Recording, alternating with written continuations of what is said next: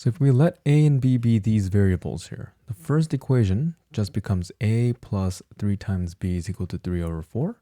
And the second one becomes 3a minus 2b is equal to 5 over 12. But I really don't like to deal with fractions. So let's multiply top and bottom by the denominators of the fractions here. So multiply top here by 4 to both sides, and I can get 4a plus 12b has to be equal to 3. In this bottom equation, multiplying everything by 12, you end up getting 36a minus 24b is equal to 5. Okay, so we have these equations here. Right, now all I have to do is multiply this top equation by 2. If I do that, it becomes 8a plus 24b is equal to 6. Notice that here, if I were to just add these two equations, the b's cancel out.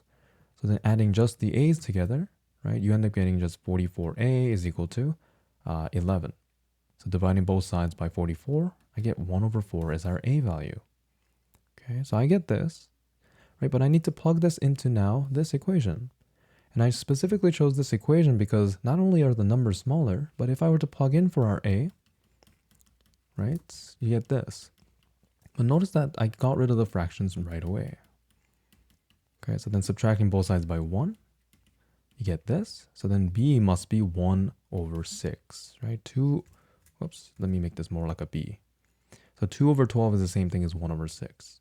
But remember, we were searching for x and y, not exactly a and b.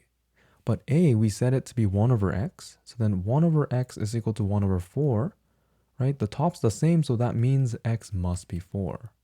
Same for here. b was 1 over y. The top is the same, meaning that the denominators, right, must be the same as well. So you get x is 4 and y is 6.